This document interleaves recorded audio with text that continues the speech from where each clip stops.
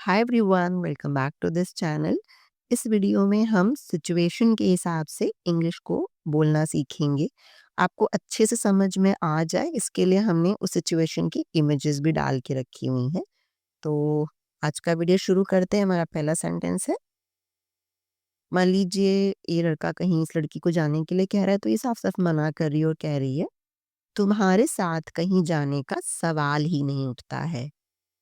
Going anywhere with you is out of the question.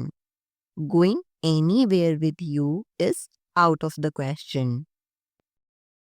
इस image में आपको दिख रहा है कि लड़का थोड़ा देर से आया, तो ये लड़की से कह रहा है मेरा देरी से आने का कोई इरादा नहीं था। I didn't intend to arrive late. I didn't intend to arrive late. इरादा यानी intend।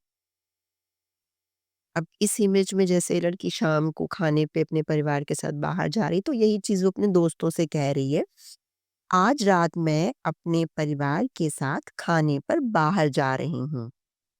I am going to dine out with my family tonight. जब हम खाने पर बाहर जाते हैं तो इंग्लिश में उसके लिए डाइन आउट का इस्तेमाल किया जाता है। जैसे इस इमेज में लड़कियां एक हाइपोथेटिकल सिचुएशन की बात करें कि जो वो नहीं है पर होती। अगर मैं पक्षी होती तो मैं आसमान में उड़ जाती। तो ये कह रही हैं, if I were a bird I would fly in the sky. If I were a bird I would fly in the sky. अब यहाँ पे कुछ फ्रेंड्स बात कर रहे हैं किसी और के बारे में और कह रहे हैं कार तो दूर की बात, उसे साइकिल तक चलाना नहीं आता। He can't even ride a bicycle, let alone car.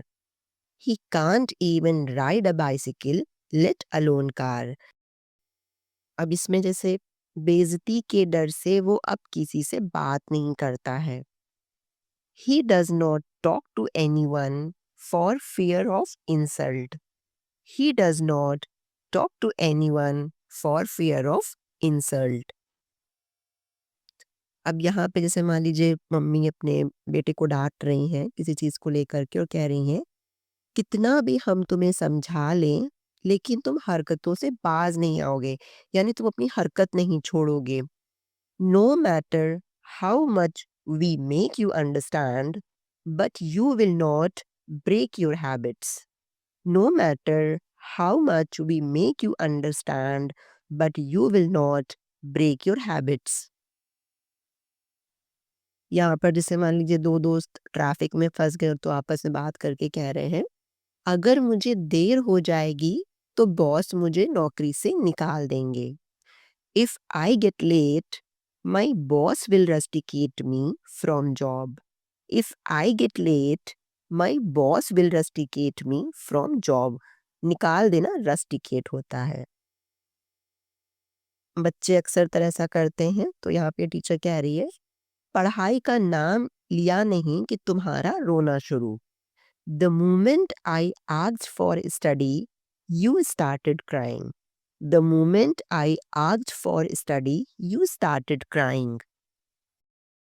और जैसे इस इमेज में देखिए कि ये लड़की इस लड़के से कह रही है जिस दिन मैं घर में नहीं होती हूँ तो उसी दिन आते हो। You come the day when I am not at home. You come the day when I am not at home. जैसे इस इमेज में एक पिता अपने बेटे से कह रहा है तुम्हें नहीं पता मुझ पर क्या बीत रही है। तो ये पूछ नहीं रहा है, ये बता रहा है, यानी कि आप एक स्टेटमेंट है। तो इसको कहिए you don't know what I am going through. You don't know what I am going through. यहाँ पर ये लड़की इसको समझा रही है लड़के को इस मुश्किल दौर में तुम्हें अपने परिवार के साथ होना चाहिए। मान लीजिए कुछ बुरा हो गया परिवार में, you should be with your family in this difficult phase. You should be with your family in this difficult phase. Image में आप देख रहे हो कुछ लड़के बैठे हैं तो आपस में बात कर रहे हैं। इसमें से एक कह रहा है कि अगर अभी मेरे पास पैसे होते तो मैं तुम्हें जरूर दे देता, यानी इसके पास नहीं है। If I had money right now, I would give it to you for sure. If I had money right now I would give it to you for sure. मुंह से निकली बात कभी वापस नहीं आती, यानी कि जो एक बार बात हमने कह दी वो अब वापस नहीं ली जा सकती। The word that comes out of mouth does not come back. The word that comes out of mouth does not come back.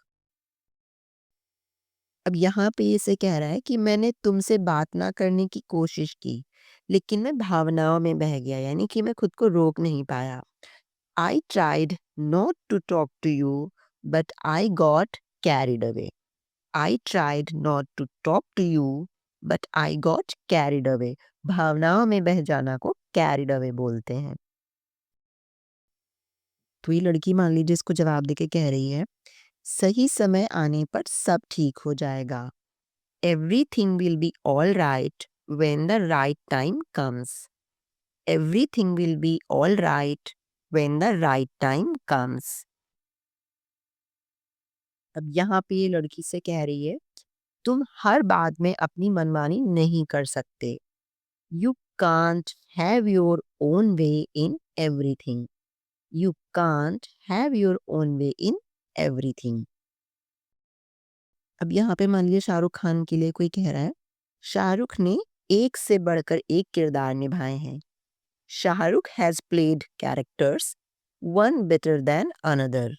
Shahrukh has played characters one better than another. I hope आपको ये video अच्छा लगा होगा। अगर आप चाहते हैं कि इसी तरह के वीडियो हम आप लोगों के लिए और बनाएं तो कमेंट करिएगा और वीडियो को लाइक कर दीजिए। अगर अभी तक आपने इस चैनल को सब्सक्राइब नहीं किया है तो चैनल को सब्सक्राइब कर लीजिए। Thank you.